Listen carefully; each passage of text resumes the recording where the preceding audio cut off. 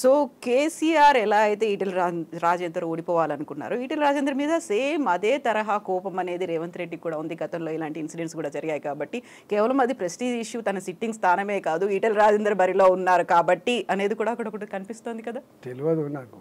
అంటే ఇప్పుడు ప్రజా బలం ఉన్న వాళ్ళని ఇట్లా అడ్డదారిలో తొక్కే ప్రయత్నం చేసిన, తిమ్మిని బమ్మి చేసి ఓడగొట్టే ప్రయత్నం చేసిన చరిత్రలో అది నిలిచేది కాదు.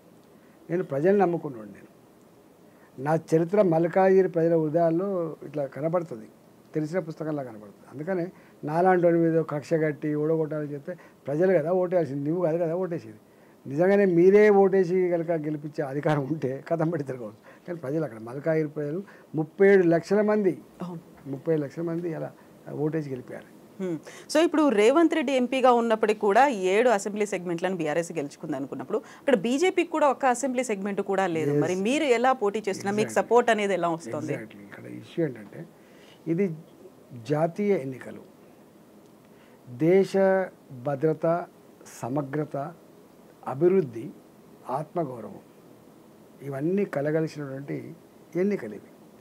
ప్రజలందరూ ఏమనుకుంటారంటే ఇవాళ మోడీ గారి 10 సంవత్సరాల కాలంలో గోకుల్ చాట్ బాంబ్ బ్లాస్టులు లేవు, సాయిబాబా గుడి దగ్గర చిందిన రక్తం లేదు, లుంబిని పార్కులో కిలకిల రావాలతో ఆడుకుంటున్న అమాయక ప్రాణాలు తీసిన సందర్భాలు లేవు, జమ్మూ అండ్ కాశ్మీర్లో బుల్లెట్ల గాయాలు లేవు, ఇవాళ బాంబుల మూతలు లేవు.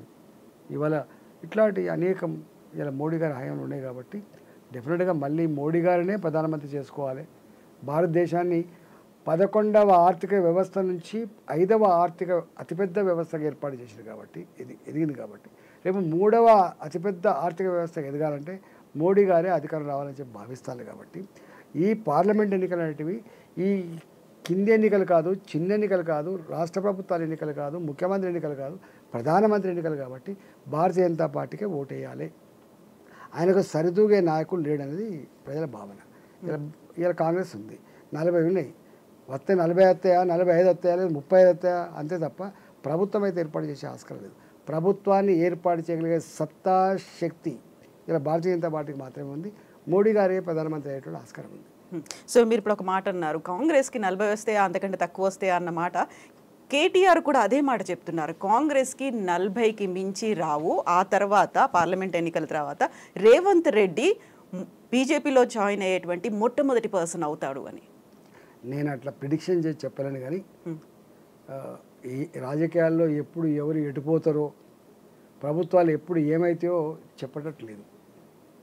ఏదైనా జరగచ్చా? నేనే ఇట్లా ప్రిడిక్ట్ చేసి చెప్తా. ప్రభుత్వం ఏర్పడ్డది ప్రజల మద్దతుతో ఉండాలని కోరుకుంటాం. ప్రభుత్వం పూర్తి స్థాయిలో 5 సంవత్సరాలు పాలించాలని కోరుకుంటాం. బట్ ఈ ప్రభుత్వం పడిపోతుంది అనే మాట పదే అందరికీ అటు బీజేపీ వైపు నుంచి ఇటు బీఆర్ఎస్ వైపు నుంచి కూడా ఎందుకు వినిపించింది? అంటే వాళ్ళ లోపల వాళ్ళ అంతరంగా కొట్లాటలు పెట్టుకొని అని చేస్తే చెప్పలేం. కానీ ఉండాలని మాత్రం నేను కోరుకుంటున్నాను. వాళ్ళు మంచిగా వాళ్ళకు మ్యాండేట్ ఇచ్చిండ్రు పాలించమని, వాళ్ళు మంచిగా పాలించాలి, వాళ్ళు ఇచ్చిన హామీలను కూడా అమలు చేయాలి. ఇచ్చిన హామీలు అమలు కాకపోతే ఏం జరగాలి మళ్ళీ తర్వాత సబ్జెక్టు. కానీ ప్రతి ఒక్కరూ ఉండాలని మాత్రం కోరుకుంటారు. ఇక వాళ్ళు పంచాయతీ పెట్టుకొని వాళ్ళు కాలు గుంజుకొని పోతే ఎవడేం చేస్తారు చెప్పండి? అది వాళ్ళ ఇంటర్నల్ వ్యవహారం, అది మా వ్యవహారం కాదు. కాకపోతే రేవంత్ రెడ్డి ఈటెల రాజేందర్ కంటే ఎక్కువ బీజేపీతో, ఆర్ఎస్ఎస్తో, ఏబీవీపీతో అనుబంధం అనేది ఎక్కువగా ఉంది. ఈటెల రాజేందర్ అంటే ఈ మధ్య కాలంలో వచ్చిన పర్సన్, అందులో లెఫ్ట్ బ్యాక్గ్రౌండ్ నుంచి వచ్చాడు. కానీ అసోసియేషన్ అనేది రేవంత్ రెడ్డికి ఎక్కువ ఉంది అనేది కావచ్చు, మరి తెలియదు, ఉండొచ్చు. అందుకే బడే బాయ్ అని కూడా పిలిచారు అని మోదీని.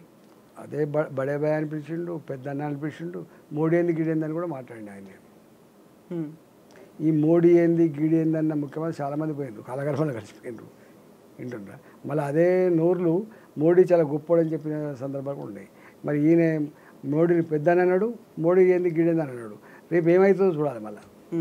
అయితే ఇప్పుడు మీరు అబ్కీ బార్ 400 పార్ అనే నినాదం మోదీ పదే చెప్తూ వచ్చిండ్రు. మళ్ళీ 3వసారి ప్రధానమంత్రి నరేంద్ర మోదీ కావాలనుకుంటున్నప్పుడు ఒక అతిపెద్ద జాతీయ పార్టీ 2వసారి అయిపోయింది, 3వసారి అధికారం చేపట్టాలని చూస్తున్నప్పుడు రీజనల్ పార్టీస్ని బతకనివ్వలేకపోతోంది అనేటువంటి ఒక అపవాదు కూడా ఉంది, ఆరోపణ చేస్తున్నారు కదా.